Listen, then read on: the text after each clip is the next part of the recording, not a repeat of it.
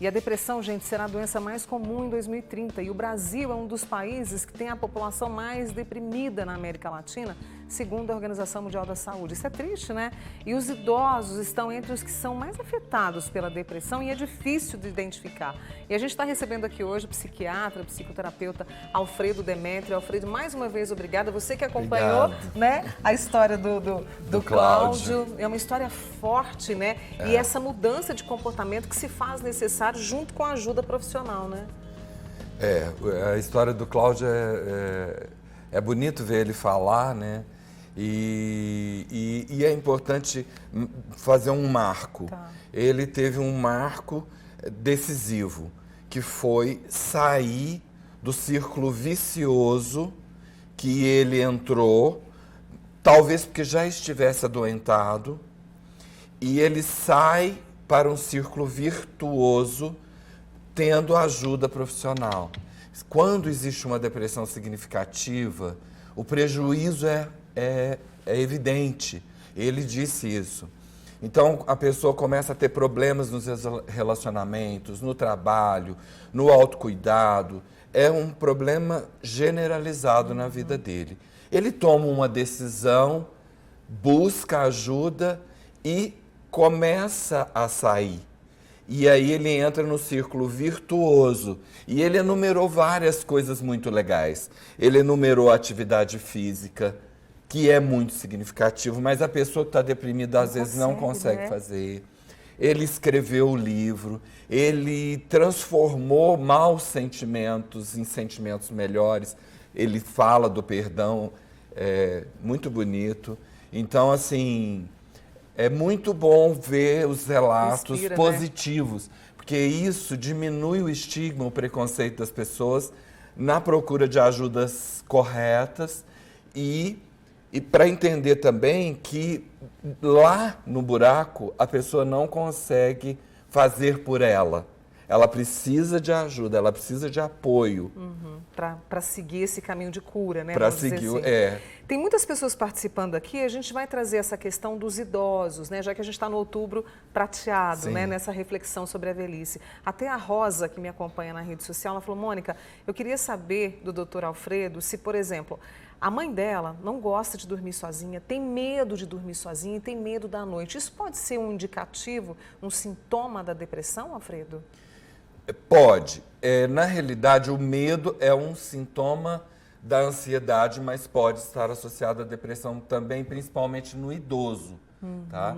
Então, e o idoso, às vezes, ele vai começar a ter um problema de insônia, e aí ele está ali sozinho, ele começa a ficar caraminholando, pensando demais, ele não consegue formular que não está bem, que mudou alguma coisa, às vezes tem problemas clínicos associados. Então, é sempre bom a gente estar atento à mudança de comportamento. Por exemplo, a mãe da Rosa, ela começou a ter problemas do medo. Certo. Ela expressou o medo, mas às vezes, junto com o medo, tem um desalento, uma tristeza, entendeu? Entendi, uma vontade, é tão ruim falar isso, mas tipo assim, uma vontade que a vida acabe. Isso geralmente a relação, esse pensamento de vontade de não estar mais aqui, isso pode indicar um agravante. Porque pessoas que querem ou se fazer mal a si mesmo, ou até chegar ao suicídio, elas já são extremos. Entendi. Mas isso acontece com o idoso. E é uma população que a gente preocupa. E que precisa estar atenta, né? Precisa. Porque é uma fase de maturidade. Deixa eu trazer essa amiga nossa, eu não vou falar o nome dela, né? Mas ela tem 53 anos, há 3 anos ela está afastada do trabalho, ela está fazendo tratamento, né, com psicóloga e às vezes não tem dinheiro para poder pagar, né, um profissional. Enfim, ela falou, Mônica, eu não tenho ânimo para nada. Ainda por cima, conto com pessoas que dizem que depressão é frescura. E ela está numa fase tão boa da vida, né, Alfredo? 53 anos.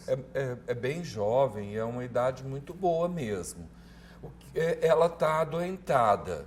Essa questão isso não ajuda o preconceito, essa visão que algumas pessoas têm de que a depressão é um problema de caráter, é um problema moral, e não é. É uma doença que precisa de tratamento correto, tá? E é preciso ver o que está acontecendo com ela. Provavelmente é uma depressão mesmo, e ela já está fazendo a terapia. A terapia, a psicoterapia, com qualquer profissional habilitado, vai ajudá-la a elaborar melhor a dor. Certo. Mas, eventualmente, ela vai precisar de um medicamento.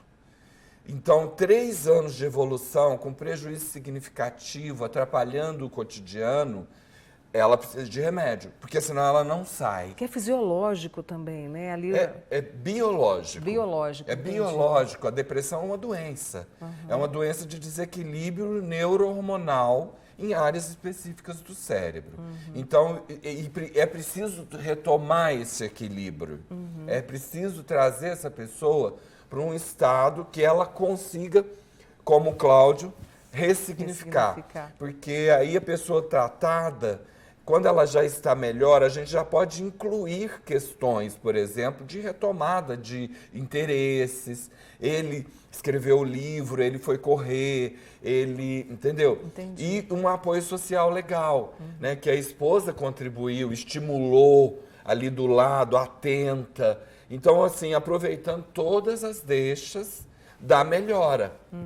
Porque, às vezes, a pessoa está tanto tempo num estado de desequilíbrio, mergulhado na depressão, que a pessoa toma o remédio, ela custa entender que começou a melhorar. Então, a gente, o profissional, ajuda ele a entender, olha, não, você já melhorou um pouco, porque às vezes ele não percebe. O idoso é muito comum isso. Certo. Ele, às vezes, você trata e ele melhora um pouco a insônia, mas ele chega para você e fala assim, não melhorei nada. Não melhorei nada. E geralmente tem idosos que demandam muito da família. E a família fica junto, muito ansiosa. Né? A gente vive 2 coisas. Que é uma presença maciça da família que fica enlouquecida com a mudança do idoso. E outro que é o abandono, que é a falta da rede social familiar. Que são idosos mais solitários, que fazem nada, não têm apoio, não tem ninguém. Então, isso são questões que a gente lida nessa situação do idoso. E nessa questão do idoso, a depressão, né, para a gente poder identificar, então é medo, uma ansiedade, uma tristeza, uma falta de vontade, para a gente poder... E é possível procurar ajuda para o tratamento e para outros caminhos na vida, né? Sim. O idoso, ele tem algumas características que, às vezes, a gente não percebe com clareza. Porque o idoso, ele tem perdas de todos os níveis.